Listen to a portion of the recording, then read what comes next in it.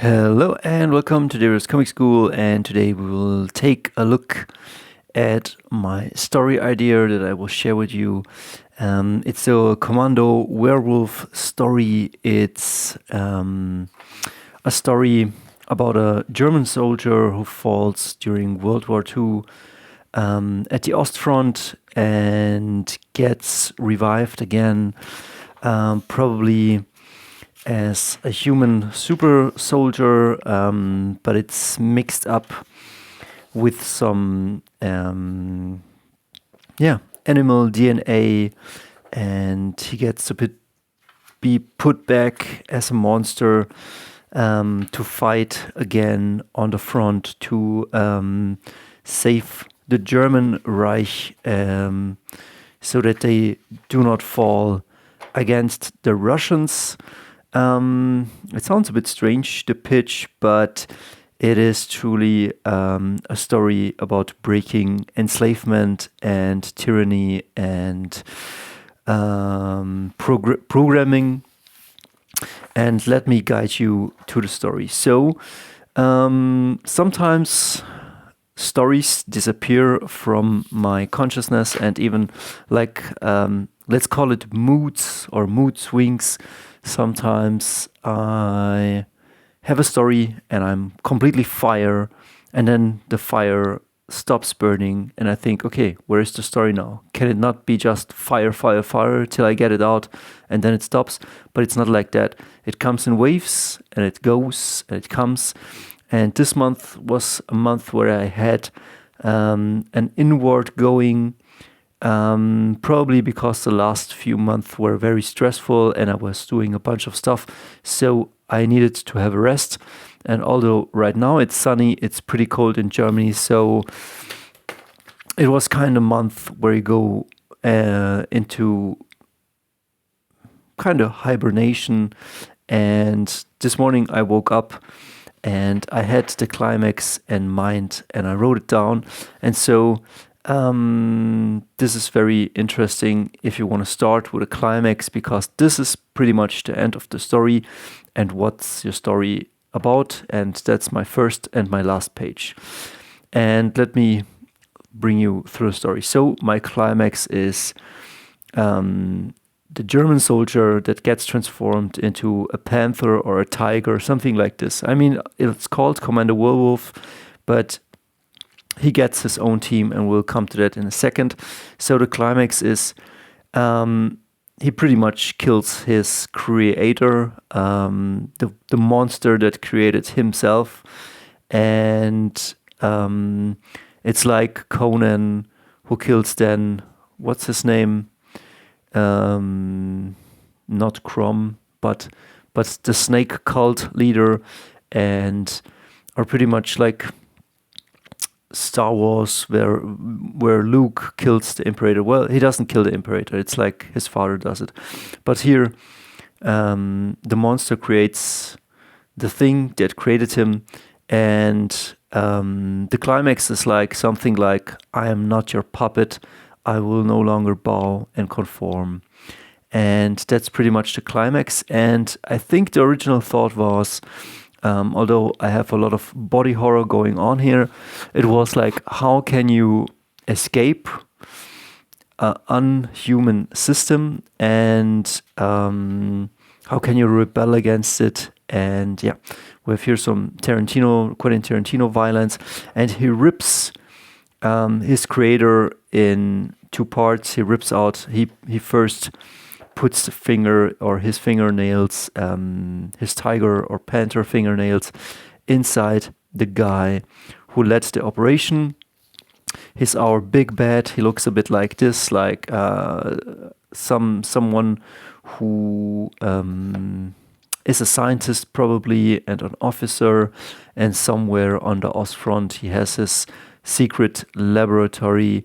And we will come into in a second to the story and to the protagonists and antagonists. But I started with a climax because this guy was a human soldier, and he was a German soldier, and I distinctly made him into someone who, well, some might say this is the myth of the good German soldier, but this is just a story about maybe how to topple tyranny, and the German soldier is part of the tyranny for a certain time, but at the end he sees that the monstrosities under which he serves are kind of far more evil than the enemies he fights, and so he turns against them. And it's like Spartacus. It's like leading slaves to freedom, because he's a slave of the system. That's what he feels. That's the theme we're going, and that's the climactic battle where he breaks that slave master bond. That's what the story's about. The rest on the side is definitely to fill it, to give it credibility. But yeah, this is the climax. So let me show you. This was on page number 2. This is maybe from the beginning, where he kind of wakes up and he realizes that he's not a human anymore, and he gets brought to his master, or the guy that saved his life. Maybe he's a doctor or a scientist, and this guy tells him that the Führer is losing the war, and he's standing here in his uniform, and he's probably a monster too, somehow. Well, we've seen stuff like that probably in Danger Girl, or probably in the Hellboy franchise. But a guy like that, and his he has some hideout somewhere on the Eastern Front, and he's saying like, the Führer is wasting our precious resources on wonder weapons, like and expensive toys. Like, he realizes that Adolf Hitler is not leading Germany to greatness. Like, he's investing too much in super expensive tanks and stuff like that, but that will not win the war. The Russians are pushing back, the Americans are coming from the other side, so Germany is losing on all fronts.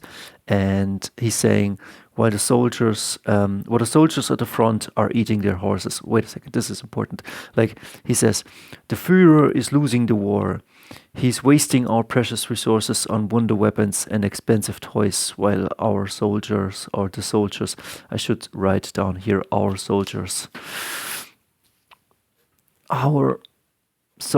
at the front are eating their horses. And so we're getting a sense that this guy is for the cause, for the German cause, for the war effort. And he says, the Russians are pushing for Berlin, our Heimatland. They will not stop. As we speak, they are driving their men.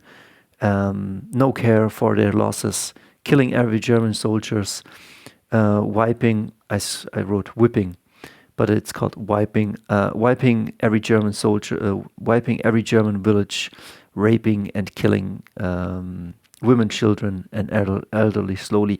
Like, it's not great dialogue, but as you can see, these are my my sketches. It popped into my brain, and I needed a paper, and so I sketched it down. But something like this, like, has to like, the audience, the reader, has to understand that this guy, that they are facing a real threat of extinction. They pushed towards Russia, and Russia is now pushing way back, and they're fighting now for survival. It's not anymore to win the war, it's for survival. And he underlines that the Russians do not care for their own losses. They are driving their men. They will not go an inch back. And not only that, it's like that the terror is now coming to the Germans, and they're going to suffer and to be raped and killed cruelly and slowly. So he's talking to the soldier, which I named. Let me. I named him Max or Reinhard from Falkenhof, and he's telling yeah, this is the next page, like scourging the German race from this earth. Like, and then we see that this guy, he himself somehow got mutilated and he put himself back together. So he's a monster creating monsters, probably maimed in his own humanity. And yeah, and then he says, "We, you, the project, are Germany's last desperate chance to turn the tides of war." And so we have a dutiful soldier that has fallen on the Eastern Front. He doesn't really remember who he was. I stole that from Universal Soldier, but I think I will give him a backstory that he has a family, a wife and a son, like Maximus in Gladiator.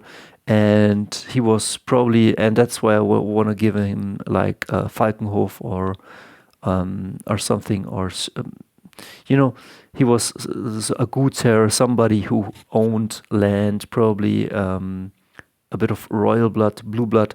So he is a noble and he knows how to treat people.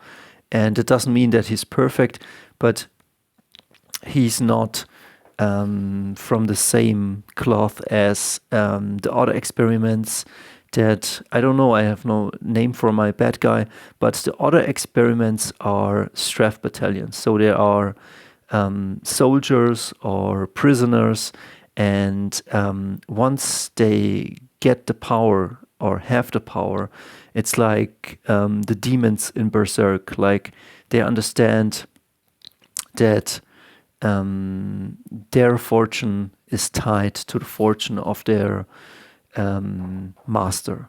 And so they obey blindlessly, they are cruel, they have no connection, and they like their new role because they are now empowered, even though they are monstrous.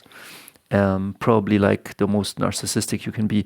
But Max Reinhardt von Falkenhof, like, he's maybe a hero, but he's definitely distorted. He's put back together with certain animal parts and induced with a super soldier serum. And that's how he gets this man for his cause, like the evil guy. And he says, you're different than the others. You're of noble blood. You understand to take leadership and to rule. So the master tells his creation, or his newest creation, that he's different from the other creatures he created, that he's made to rule or bring back something honorable and to turn the tides of war. And I think that this soldier, given the circumstances, I mean, at the beginning, I think he has to struggle with his form, what has happened to him. He has to grasp with the reality, but then he needs to be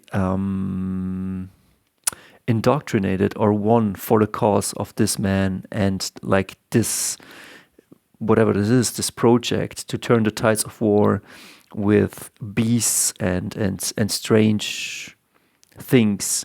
And this is where I think this is a cool, it's not really done yet, but it's called Commando Werewolf, but he himself is like a tiger or a panther or something like this, and there will be MP44s and Sturmgewehr 44, and he will be given a woman like Adam and Eve, and he will given a team of new creatures, and this is his new family, and they will go on missions, and they will find out maybe that the Russians have similar missions going on. But yeah, he also then probably understands that if this operation is successful, that humanity will never be the same, because now these creatures will take over. And I will come in a second to his arch enemy that will be kind of the other side of the mirror, the other side of the coin. I mean, he will be successful at the beginning and then turn against his masters, and he will be bound to his friends and to his new love. It's a bit strange, but yeah, that's his new family. And so he starts to get back a new and empowered identity, but after a while he will see through it. And I've written here down Adam and Eve, Cain and Abel, rule in hell, rather to serve in heaven. And but his heart will choose the right thing above all other things at the end. And so at a certain point, or at the beginning of the movie, I say, of the comic, he will know the other leader of the team. Maybe they are the most successful teams, and the other guy, they are like deranged SS people. They are madmen. They are like the Saudacar prisoners created to serve, and so they know that the spoils of war are only theirs if they keep doing terrible things. And I call this guy Dingo. I don't know how I will name him, but he's definitely super strong, and he's like the Barnes in Apocalypse Now, but he likes war. He likes killing. He likes taking all of these things. With this soldier, something is wrong, but he's highly, highly effective because he has lost his humanity a long time ago. And so he calls him out. He says, "Come, Reinhard, get her. You want to save every Russian whore from the front." And I think it will also have like strong language, because it has to be like authentic. I cannot censor this. It needs to be raw, almost as if the story has happened, and then in a big explosion at the end will be lost in time, but as if this character were real. So this Reinhardt definitely kills for pleasure and all of this stuff, but we will go into it. It's like we'll see the deeper psychology and where they come from. And yeah, they're willing to serve the system that gives them the spoils of war. And this is something like, we have a monstrous system, and then we have people who are opportunistic, who serve under this monstrous system and gain power through that. And this one is a prime example. But Reinhard, and I think it's called in German Reinhard, but Reinhard can also mean rein, pure, and hard means either tough or hard. And it would mean pure-hearted or tough-hearted, but in a good way, in a good sense. And he knows what he is. He says, "There's no going back, Reinhard. Don't bite the hand that's feeding you. A new world is coming. They are just cattle." And so this guy is already planning for the future. He knows that if they can somehow turn the war or win the war, that maybe he can take a cut of it and create something new. Maybe even something where we see that like this new species will maybe take over or create a new faction. Who knows how it will go, but they're pretty much now their own thing. And Reinhard or Max, or I don't know how I will call it, and he says, "I don't want to be part of that."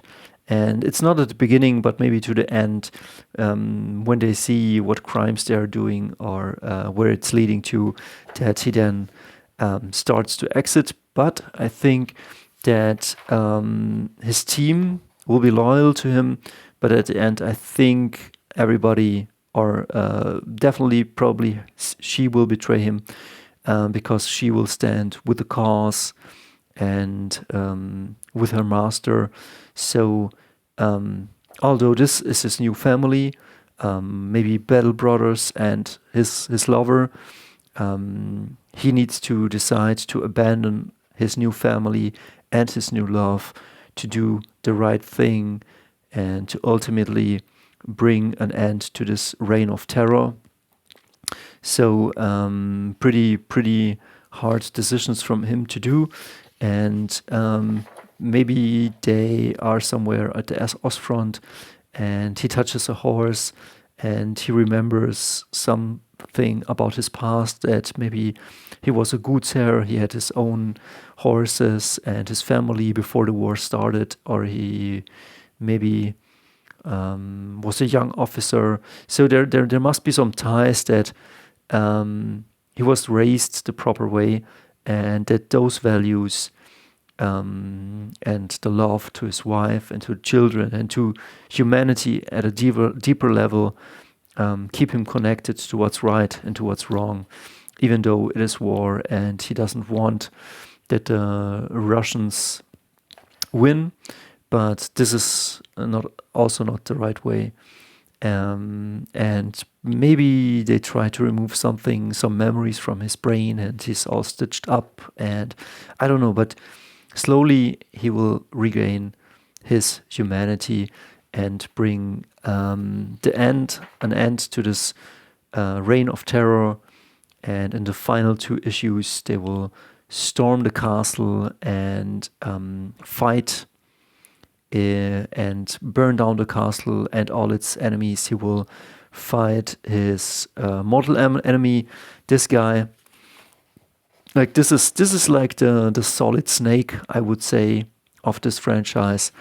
And then this one is, of course, the main bad guy, but maybe even the master is not as strong as this creature that maybe betrays everybody. I don't know what it will be, but at the end, definitely there will be a fight.